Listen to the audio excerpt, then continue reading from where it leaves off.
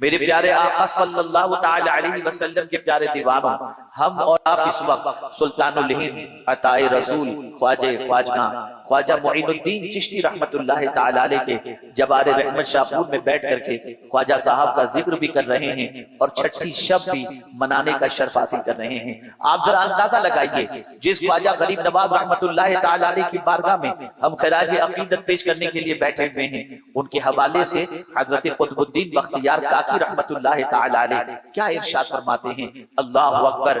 हजरत कुतुबुद्दीन बख्तियार काकी रहमतुल्लाह ताला अलैह फरमाते हैं, पीर के रोज मैंने अपने मुर्शिद की कदम बोसी की और उसके बाद नशिश में बैठ गया, तो नशिश के अंदर ख्वाजा साहब ने जो फरमाया वो ये था कि बंदा अगर खुदा से करीब होना चाहता है तो नमाज से ज्यादा खुदा से करीब करने वाली कोई चीज मैंने नहीं देखी।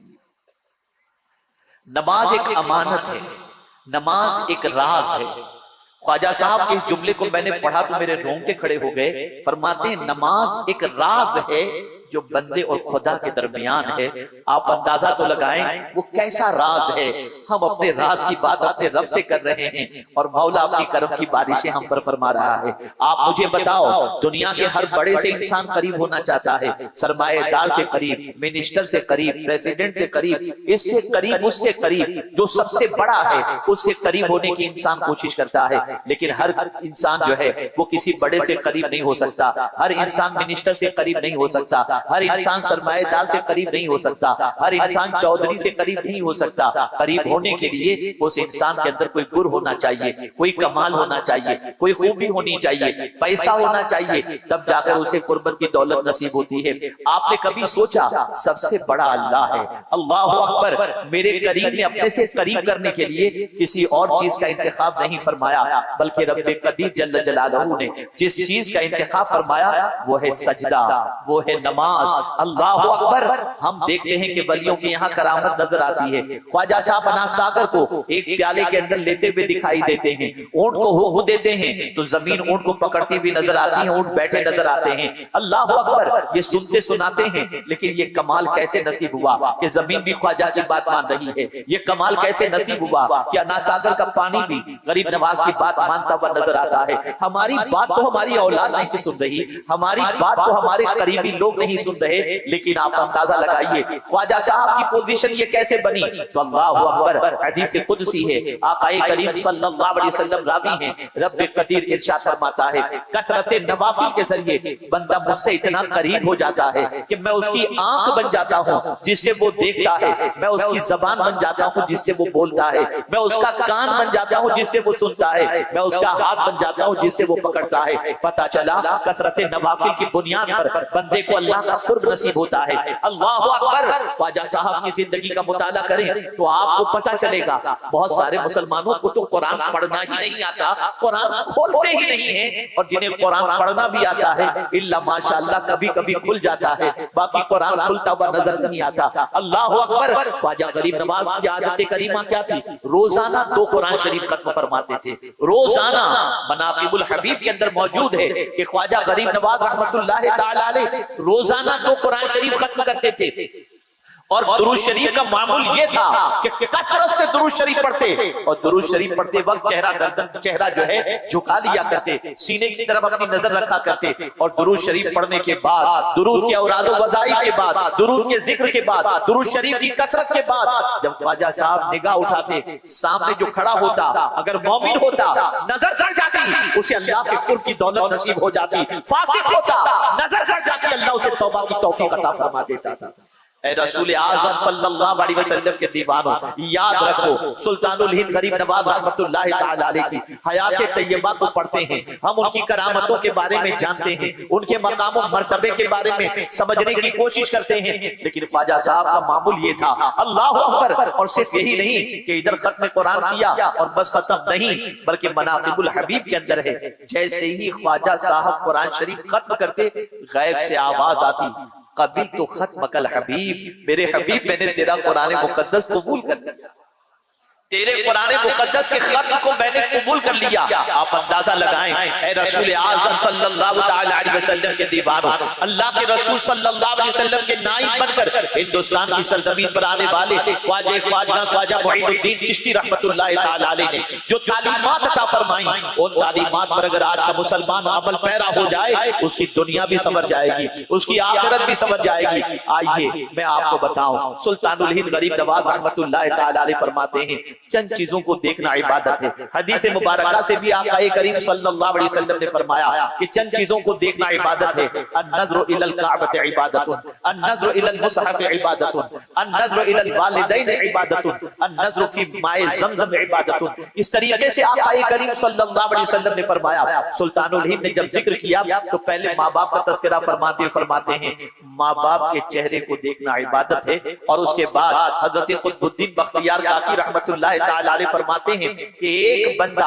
जो निहायत ही फासिक हो, एक बंदा जिसकी जिंदगी कोई खास इबादत में नहीं गुजरती थी, लेकिन उसका इंतकाल हुआ, तो इंतकाल के बाद गरीब नवाज अलैह रहमतुल्लाह व रिज़वा फरमाते हैं, गरीब नवाज अलैह रहमतुल्लाह व रिज़वा की नशिश के अंदर जो गरीब नवाज ने फरमाया था, उसके बारे में हज़रत कुतुबुद्दीन बख्तियार काकी रहमतुल्लाह तआला अलैह फरमाते हैं कि सुल्तानुल हिंद गरीब नवाज रहमतुल्लाह तआला अलैह फरमाते हैं, उस बंदे को जब देखा गया तो हाजियों के साथ नजर आ रहा है और बहिश्त में टहल रहा है। मरने के बाद ख्वाजा साहब फरमाते हैं, उससे पूछने वाले ने पूछा, ऐ बंदे जरा ये तो बता, तुझे ये मकाम कैसे नसीब हुआ? हमें तो नहीं मालूम कि तूने हज किया हो, लेकिन आज तेरे मरने के बाद हाजियों के साथ तू टहलता नजर आ रहा है, बहिश्त में घूमता हुआ नजर आ रहा है, तुझे ये मकाम कैसे नसीब हुआ? वो शख्स कहता है, मामला दरअसल ये है कि मैं अपनी माँ के कदमों को चूमा करता और माँ की खिदमत में रहा करता। बज़ाहिर मेरी जिंदगी के अंदर कोई दूसरी इबादत इतनी कसरत के साथ नहीं थी, लेकिन रात को रोजाना माँ के कदमों को चूमता, माँ के कदम के पास बैठ जाता और माँ से गुजारिश करता, माँ मेरे लिए दुआ कर दे। तो मेरी माँ यही दुआ करती, अल्लाह तुझे हाजियों का सवाब अता फरमाए और तुझे जन्नत अता फरमाए। मेरी माँ की दुआ ने मेरे मरने के बाद हाजियों के साथ मुझे उठा दिया है और मुझे वही की दौलत अता फरमाई। आज का बच्चा माँ को सताता है, आज का बच्चा माँ को गालियां देता है, आज का बच्चा माँ बाप का एहतराम नहीं करता। आप जरा सोचें मेरे प्यारे आका सल्लल्लाहु अलैहि वसल्लम के प्यारे दीवानों, माँ बाप के चेहरे को मोहब्बत के साथ देखने पर अल्लाह हज मबरूर का सवाब अता फरमाता है। हज मबरूर का सवाब, आमतौर पर हज के लिए जाने वाले हज को जाते हैं, लेकिन किसका हज कबूल हुआ कोई गारंटी के साथ नहीं कह सकता। लेकिन अगर किसी ने एक नजर मोहब्बत के साथ अपनी माँ पर डाल दिया, अपने बाप पर डाल दिया, तो मदीने के ताजदार फरमाते हैं अल्लाह उसे हज मकबूल का सवाब अता फरमाता है। नारे तकबीर, नारे रिसालत, हुजूर अमीर सुन्नी दावत इस्लामी। मेरे प्यारे आका सल्लल्लाहु तआला अलैहि वसल्लम के प्यारे दीवानों, आप जरा सोचो तो सही, माँ बाप का मर्तबा कितना अर्फ वाला है। हजरत बायजीद बुस्तामी रहमतुल्लाह तआला अलैह से किसी ने सवाल पूछा, कुतुबुद्दीन बख्तियार काकी रहमतुल्लाह तआला अलैह फरमाते हैं कि ख्वाजा साहब नशिश में ये फरमा रहे थे कि बायजीद बुस्तामी अलैह रहमा से किसी ने पूछा, बायजीद जरा ये तो बताओ, ये मकाम अल्लाह ने तुम्हें कैसे नसीब फरमाया, इतने बुलंद मकाम पर तुम पहुंच गए? तो हजरत बायजीद बुस्तामी अलैह रहमा फरमाते हैं कि मेरी उम्र 7 साल की थी, मैं मदरसे में पढ़ रहा था, मेरे उस्ताद पढ़ा रहे थे और जब पढ़ाते पढ़ाते कुरान की इस आयत पर पहुंचे वबिल वालिदैन इहसाना, तो मैंने मेरे उस्ताद से अर्ज किया, हुजूर ये तो बताएं ये वालिदैन के साथ एहसान का मामला जो है ये कुरान मुकद्दस में फरमाया गया, इससे क्या मुराद है? तो उस्ताद गिरामी ने फरमाया माँ बाप के साथ उसने सुलूक से पेश आना, उनके हुकूक को अदा करना। बायजीद बुस्तामी अलैह रहमा फरमाते हैं कि मैंने जब ये सुना तो सुनने के बाद अपना बस्ता उठाया और सीधा घर की तरफ चला। कितने साल की उम्र है बायजीद बुस्तामी अलैह रहमा की? 7 साल की उम्र है, नन्हे से बच्चे हैं। 7 साल की उम्र का आप अंदाजा लगाइए। आज बच्चे बहुत सारे हैं, इन बच्चों को आप ये सब बातें बताइए तो समझ में नहीं आएगा, लेकिन बायजीद बुस्तामी फरमाते हैं कि मैंने जब उस्ताद से ये सुना फौरन उठा, घर पहुंचा, माँ के पास पहुंचा, माँ के पैर दबाने शुरू किया। माँ ने कहा बेटे क्या बात है, तुम आज मदरसे से जल्दी आ गए, क्या वजह बनी कि आज तुम जल्दी से आ गए, क्या सबक सुना दिए? उस्ताद ने छुट्टी दे दी। अर्ज करते हैं माँ बस मामला सिर्फ इतना सा है कि मैं अपने उस्ताद के पास बैठा हुआ था और उस्ताद ने वबिल वालिदैनि इहसाना की आयत तिलावत फरमाई। मैंने उनसे पूछा कि माँ बाप के साथ ये हुस्न सुलूक का हुक्म है, क्या आप इस सिलसिले में इरशाद फरमाते हैं? उन्होंने फरमाया माँ बाप का हक अदा करो, और ये भी फरमाया जो माँ बाप का हक अदा नहीं करता वो अल्लाह का हक कैसे अदा करेगा? तो माँ बाप के साथ अच्छा सलूक करना चाहिए, माँ बाप के साथ उसने सलूक से पेश आना चाहिए। तो मैंने सोचा चलूं मैं पहले माँ बाप के हक को तो अदा करूं। तो मैं हाजिर हुआ और माँ मैं आपकी खिदमत में लग गया। माँ ने सुना, अल्लाह अकबर। अब देखिए मकाम कैसे मिलता है और मर्तबा कैसे मिलता है। हज़रत बायजीद बुस्तामी अलैहिर्रहमा फरमाते हैं कि मैं दरसगाह से उठ करके घर की तरफ आया था, माँ की खिदमत में लग गया। माँ के पूछने पर मैंने जवाब दिया। कुछ देर मेरी माँ ने गौर किया और उसके बाद में वुजू करती है, मुसल्ला बिछाती है, 2 रकात नमाज अदा करती है और नमाज अदा करने के बाद उठती है, मेरा हाथ पकड़ती है, आसमान की तरफ उठाती है और कहती है मेरे परवरदिगार मैंने बायजीद को तेरे हवाले कर दिया। गैब से आवाज आती है मैंने बायजीद को कबूल कर दिया। आप अंदाजा लगाइए, यह है मां का मकाम। सबकी दुआएं लेते हो आज, कभी माँ बाप की तो दुआ लो यार। मैं अक्सर कहा करता हूं हम लोग कहीं पहुंचते हैं तो कोई जूते उठाता है, कोई चप्पल उठाता है। खुदा की कसम एक बात जिंदगी भर याद रखिएगा, पूरी दुनिया मिल करके आपके लिए दुआ करे और अगर माँ बाप दुआ करें किसी की दुआ नहीं लगेगी। और पूरी दुनिया मिल करके बद्दुआ करे और माँ बाप दुआ करे तो किसी की बद्दुआ आपको नुकसान नहीं पहुंचाएगी। जिस तरीके से आज आप हम लोगों की मोहब्बत के अंदर हमारी जूते उठाते हो, चप्पल उठाते हो, अल्लाह ताला आपके हुस्न नियत की लाज रखे और परवरदिगार आपको इसका बेहतरीन अजर अता फरमाए। किसी दिन माँ घर से निकल रही हो तो उसके भी जूते साफ करके सामने रख दिया करो। किसी दिन बाप काम के लिए निकल रहा हो उसके भी जूते साफ करके उसके कदम के पास रख दो। खुदा की कसम जब दुआ निकलेगी तुम्हारी दुनिया भी संभल जाएगी और आखिरत भी संभल जाएगी। इसलिए कि याद रखिए आक़ाए करीम सल्लल्लाहु अलैहि वसल्लम ने इरशाद फरमाया बाप की दुआ बेटे के हक में वो मकाम रखती है जो नबी की दुआ उम्मती के हक में मकाम रखती है।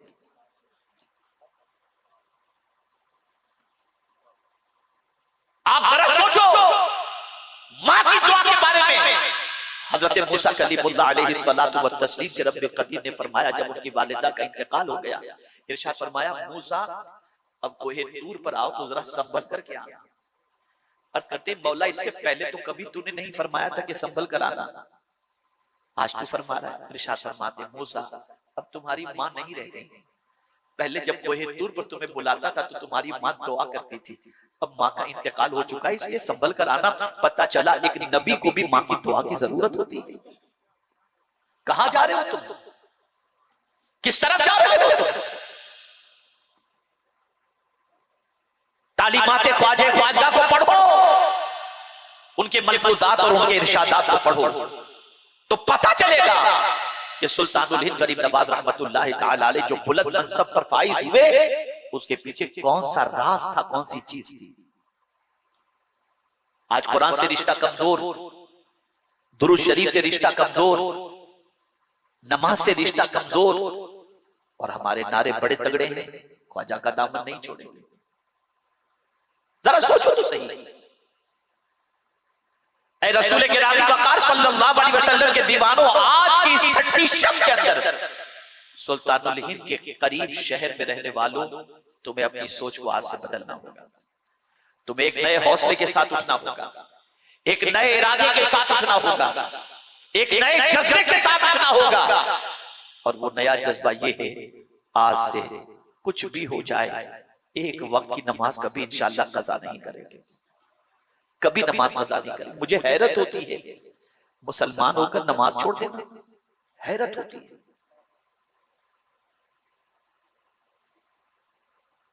रसूल आज़म सल्लल्लाहु अलैहि वसल्लम के दौर में जब कोई नमाज न पढ़ता तो सहाबा समझ जाते कि ये काफिर है इसलिए नमाज नहीं पढ़ता। उस दौर में नमाज न पढ़ने वाले को यह समझा जाता कि ये काफिर है इसलिए कि नमाज पढ़ना ये पहचान थी मुसलमान की। और आज क्या पहचान बन गई, आज क्या हमारी आइडेंटिटी बन गई। अरे जो कौम नमाज पढ़ने में भी शर्म महसूस करती हो, झिझक महसूस करती हो, उस कौम को अल्लाह कहां से इज्जत देगा। आज हमारी कौम का मिजाज इतना बदल चुका है कि नमाज के सिलसिले में बेचैनी नहीं है, बेकरारी नहीं है। छूट जाए छूटने दो, कोई फर्क अल्लाह कोई फर्क नहीं पड़ता। औलियाए किराम की जमात छूट जाती तो खाना छूट जाता। नमाज तो बहुत दूर की बात है। और कभी नमाज के सिलसिले में यह ख्याल आ जाए कि मेरी नमाज दुनिया देखती है तो और सोच बदल जाती थी। मैं आपको बताऊं, एक बुजुर्ग थे जिन्होंने 30 साल तक, कितने साल तक जरा बोलिए तो मैं समझू मेरी बात आप समझ रहे हैं, कितने साल तक? 30 साल तक तकबीर ऊला तक उनकी किसी जमात की मिस नहीं है। तकबीर ऊला तक। एक मर्तबा 30 साल के बाद फज्र की नमाज के लिए पहुंचे तो एक रकात उनकी छूट गई थी। एक रकात छूटी। उस एक रकात के छूटने पर उनके दिल में सिर्फ एक ख्याल आया कि आज लोग क्या सोचेंगे कि इनकी एक रकात कैसे छूट गई। ये ख्याल आया। इस ख्याल के आते ही उन्होंने 30 साल की नमाज को दोबारा अदा फरमाई और कहने लगे ये ख्याल आया ही कैसे कि मेरी नमाज दुनिया देख रही है। ये अल्लाह वाले थे, ये अल्लाह के बरगुज़ीदा बंदे थे जिनका कोई काम अपने लिए नहीं होता था, अल्लाह के लिए होता था। खालिक अर्द व समा की खुशी के लिए होता था। सुल्तानुल हिंद करीम नवाज रहमतुल्लाह तआला अलैह से किसी ने सवाल पूछा, हुजूर मुझे कुछ नसीहत फरमाएं और मैं अल्लाह के कुर्ब की दौलत से माला माल होना चाहता हूं। मैं चाहता हूं कि अल्लाह मुझे वली बना दे। बड़ी प्यारी बात फरमाते हैं, इरशाद फरमाते हैं कि अपने दिल से दो चीजों को निकाल दो। अपने दिल से दो चीजों को निकाल दो। नंबर 1 मखलूक की मोहब्बत और दुनिया की मोहब्बत। अल्लाह तुमको अपने कुर्ब की दौलत से माला माल फरमा दे। मखलूक की मोहब्बत से मुराद ये नहीं कि मखलूक की खिदमत न करना, यानी अल्लाह से बढ़कर किसी की मोहब्बत नहीं।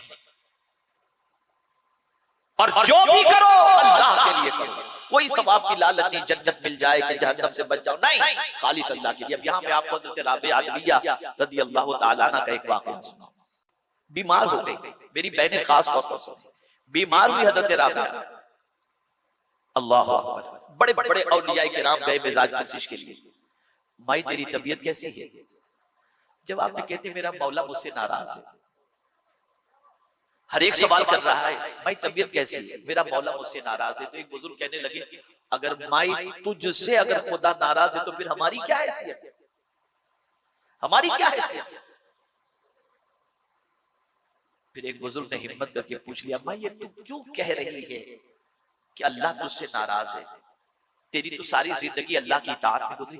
कहा मैं इसलिए कह रही हूँ, अब गौर से सुनिए, मैं इसलिए कह रही हूँ कि मैं कुरान पढ़ रही थी और कुरान में जन्नत का तज़किरा आया। तो जन्नत के तज़किरे को पढ़कर मेरे दिल में जन्नत की थोड़ी सी मोहब्बत पैदा हुई। तो गैब से आवाज आती है, राबिया क्या मेरी मोहब्बत कम हो गई? अब जन्नत से मोहब्बत करने लग गई। कहती हैं बस इससे मैं समझ गई कि मेरा मौला मुझसे नाराज है। आप जरा सोचिए, अल्लाह से कितनी प्योर मोहब्बत थी। जन्नत से मोहब्बत करना कोई गुनाह का काम नहीं है, जन्नत को मांगना कोई गुनाह का काम नहीं है, जन्नत के लिए आमाल करना कोई गुनाह का काम नहीं। लेकिन जो विलायत के ऊंचे मनसब पर फाइज होता है उनके नजदीक सिर्फ यही होता है, तू ही तू, बाकी कोई नहीं। हमारा हाल क्या, हमारी कैफियत क्या है? इधर कोई लड़की को दिल दे रहा है, कोई लड़के को दिल दे रहा है, कोई माल की मोहब्बत में भाग रहा है, कोई क्या पता नहीं इस दिल में न जाने कितने महबूब बसे हुए हैं और बैठे हुए, समझ में नहीं आता। रसूल आज़म सल्लल्लाहु अलैहि वसल्लम के दीवानों, इस चीज को ज़हन के अंदर महफूज कर लो, नमाज किसी भी कीमत पर जानबूझ करके एक वक्त भी कज़ा नहीं करोगे। इसी तरीके से कुरान शरीफ की तिलावत के अंदर नागा नहीं करोगे। इसी तरीके से माँ बाप की खिदमत के अंदर कोई कोताही नहीं करोगे।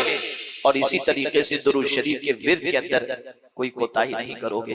मेरे प्यारे आका सल्लल्लाहु तआला अलैहि वसल्लम के प्यारे दीवानों, याद रखो और अच्छी तरीके से याद रखो, सुल्तानुल हिंद गरीब नवाज अलैहि रहमत व रिजवान की याद में ये जो बज़्म आपने सजाई है, अगर इस बज़्म से ख्वाजा साहब के मामूलात और आपकी तालीमात पर अमल करने का जज्बा पैदा नहीं हुआ और आपने उस पर अमल करने की कोशिश नहीं की, तो फिर मुझे आप ये बताइए कि इनकी महफिल सजाने का मकसद क्या है? क्यों महफिल सजाई जा रही है? क्यों इतने अखराजात करके आपको बुलाया गया? खुदा की कसम बड़े खुशनसीब हैं आप लोग, इतने करीब हैं कि आपकी सुबह आंख खुली और मन चाहा ख्वाजा की चौखट पे चले जाएं, आप 2 घंटे में ख्वाजा साहब की बारगाह में पहुंच जाते हैं। अल्लाह अकबर। आप नहीं जानते कि इन अल्लाह वालों की बारगाह में क्या मिलता है।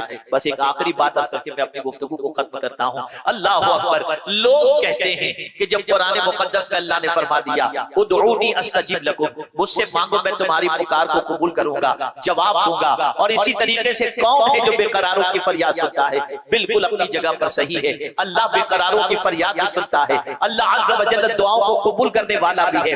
हजरत पीर मेहर अली शाह रहमतुल्लाह तआला अलैह ने बड़ी प्यारी बात फरमाई है। इरशाद फरमाते हैं, मैं तकरीर कर रहा था, शामियाना लगा हुआ था, दोपहर की चिलचिलाती हुई धूप थी, मेरे सर के ऊपर पंखा चल रहा था और पिंडाल के बाहर, शामियाने के बाहर एक नौजवान खड़ा हुआ था और मैं तकरीर कर रहा था और दौराने तकरीर मैं इस आये करीमा पर पहुंचा, उदऊनी अस्तजीब लकुम, और उसके बाद में गुफ्तगू करते करते मैंने कहा अल्लाह के वलियों के यहाँ जाया करो, अल्लाह के वलियों की बारगाह में जाया करो। वहीं से नौजवान ने कहा हुजूर मेरा एक सवाल है। मैंने कहा बताओ बेटे। उसने कहा हुजूर मेरा सवाल ये है, जब अल्लाह हमारी दुआओं को कबूल करता है तो अल्लाह के वली की बारगाह में जाने की जरूरत क्या है? हजरत पीर मेहर अली शाह रहमतुल्लाह तआला अलैह फरमाते हैं, बेटे इधर आ जाओ, करीब आ जाओ। उसे बुलाया और बुलाकर अपने पास बिठा दिया। वो करीब में बैठा, आपने अपनी तकरीर जारी रखी, इसे कुछ कहा नहीं, वो भी आकर के बैठ गया। थोड़ी देर के बाद हजरत सैयद पीर मेहर अली शाह रहमतुल्लाह तआला अलैह इस बच्चे की तरफ तवज्जो फरमाते हैं और फरमाते हैं, बेटे तुम पिंडाल के बाहर खड़े थे और अभी यहाँ बैठे हो, दोनों जगह में कुछ फर्क तुम्हें नजर आता है? उसने कहा हाँ हुजूर। कहा क्या फर्क नजर आता है? कहा हुजूर फर्क ये नजर आता है, वहां था तो गर्मी लग रही थी, यहाँ आया हूं तो थोड़ी ठंडक लग रही। कहा यहाँ आने के बाद ठंडक क्यों लग रही है? कहा हुजूर ये आपके ऊपर जो पंखा चल रहा है ना, इसकी वजह से। अब जवाब सुनिए आगे। पीर साहब फरमाते हैं, ऐ बच्चे ये बता, ये पंखा मेरे लिए लगा है या तेरे लिए लगा है? उसने कहा हुजूर पंखा तो आपके लिए लगा है, फिर तुझे ठंडक कैसे पहुंच रही है? हुजूर जब मैं आपके करीब आकर के बैठ गया, कहा यही तो बताना मकसूद है, अल्लाह वालों के यहाँ रहमतों का नुज़ूल होता है, उनकी चौखट पर चले जाओ, कुछ रहमत के छींटे तुम पर भी पड़ जाया करेंगे। रसूल किरामी वक़ार सल्लल्लाहु अलैहि वसल्लम के दीवानों, निकालो एरे गेरे की मोहब्बत, निकालो हीरो हीरोइन की मोहब्बत, इन अल्लाह वालों की मोहब्बत को दिल में जगा दो, जहां हमा वक्त रहमतों का नुज़ूल होता है। इमाम इसको मोहब्बत कहते हैं। हिंदुस्तान की सरजमीन पर जिस जगह पर दुआएं कबूल होती हैं, उनमें से एक आसाना ख्वाजा साहब का भी है कि वहां पहुंचकर दुआ करो, अल्लाह उनके सर में दुआओं को कबूल फरमा लेता है। मेरे प्यारे आका सल्लल्लाहु अलैहि वसल्लम के प्यारे दीवानों, आज उसी मिशन की तरफ मैं आपको दावत देना चाहता हूं जो मिशन लेकर हिंदुस्तान की सरजमीन पर ख्वाजा साहब तशरीफ लाए। ख्वाजा साहब बंदे को खुदा से करीब करने तशरीफ लाए, बंदों के दिलों में नेकियों की मोहब्बत पैदा करने तशरीफ लाए, बंदों के दिलों में मोहब्बत रसूल पैदा करने तशरीफ लाए, बंदों के दिल में कुरान की मोहब्बत पैदा करने तशरीफ लाए, बंदों को गुनाहों से रोकने के लिए तशरीफ लाए। सुन्नी दावत इस्लामी ख्वाजा के फैजान करम से इसी काम को अंजाम दे रही है। माहौल से वाबस्ता हो जाएं, तहरीक का काम अपने इलाके में शुरू करें और कोशिश करें कि बिगड़ा हुआ सीधे रास्ते का मुसाफिर बन जाए और गुनाहों में डूबी हुई जिंदगी नेकियों की तरफ आ जाए। बस एक जुमला अर्ज करता हूं, उसके बाद गुफ्तगू करता हूं। गुनाह, अल्लाह अकबर, मैं निचोड़ अर्ज कर रहा हूं आपको। गुनाह करते वक्त अच्छा लगता है ना, बड़ा मजा आता है गुनाह करते वक्त इंसान जब गुनाह करता है, लेकिन नुकसान गुनाह करने वाले को क्या होता है मैं आपको बताऊं। गुनाह करने वाला जब गुनाह करता है तो सबसे पहले खुद की नजर से गिर जाता है, सबसे पहले खुद की नजर से गिरता है और उसके साथ फिर वो खुदा की नजर से गिर जाता है। वो हजार अपने आप को नेक समझ करके चलता हो, लेकिन तन्हाई में किए हुए गुनाह की वजह से अंदर से वो कुड़ रहा होता है कि मैं दुनिया के साथ क्या कर रहा हूँ, ये मेरी क्या पोजीशन है, उसके अंदर से कुड़न उसकी महसूस होती है। गुनाह करने वाला खुद की नजर से गिर जाता है। बीवी के साथ बेवफाई की, नजर से गिर गया, आवारगी की, नजर से गिर गया, गंदी पिक्चरें देखी, नजर से गिर गया। और मुझे एक हदीस याद आ रही है, हजरत उक़बा इब्न आमिर रज़ियल्लाहु ताला अन्हु की, जो मैं समझता हूं कि इस वक्त सुना देना बहुत जरूरी है। हमारे बहुत सारे लोग नमाजी भी हैं, लेकिन शैतान की शरारतों के शिकार भी हो जाते हैं। बहुत सारे ऐसे हैं जो सफ़े अव्वल के पाबंद भी, इल्ला माशाअल्लाह। सबकी बात ऐसी नहीं जो सफ़े अव्वल के पाबंद हैं, सब बुरे नहीं होते, लेकिन शैतान सबके साथ लगा होता है। हज़रत उक़बा इब्न आमिर रज़ियल्लाहु ताला अन्हु बयान फरमाते हैं कि आक़ाए करीम सल्लल्लाहु अलैहि वसल्लम ने फरमाया, कल बरोज़े क़यामत वो बंदा जो अवाम के सामने तो नेकी करता होगा और तन्हाई में गुनाह करता होगा, उसे क़यामत में रब्बे क़दीर जल्ल जलालहू फरिश्तों से फरमाएगा, बुलाओ उसे बुलाया जाएगा, कहा जाएगा ले जाओ इसे जन्नत की तरफ, दिखाओ इसे जन्नत। जब जन्नत के करीब ले जाएंगे, जन्नत का दरवाजा खुला होगा, वो जन्नत देखेगा, रब फरमाएगा फरिश्तों से इसे वापस करो, इसे वापस करो, इसे जन्नत में दाखिल मत करो, वापस करो इसे। वो बंदा अपने रब से अर्ज़ करेगा, मौला बेहतर तो यही था कि जन्नत दिखाने के पहले ही जहन्नम में डाल देता, दिखाने के बाद रोक क्यों रहा है? कहा, बंदे तो दुनिया के सामने मेरी मोहब्बत का ढोंग रच रहा था और तन्हाई में मुझसे दुश्मनी कर रहा था, मेरे फरमान के खिलाफ अमल कर रहा था। फरिश्तों ले जाओ इसे, ढकेल दो जहन्नम के अंदर। ऐ रसूल आज़म सल्लल्लाहु अलैहि वसल्लम के दीवानों, तन्हाई में अल्लाह से डरो, अल्लाह का खौफ दिल में पैदा करो, बदकिरदारी से बचो, बुराई से बचो। ये आज के दौर की बहुत बड़ी जरूरत है।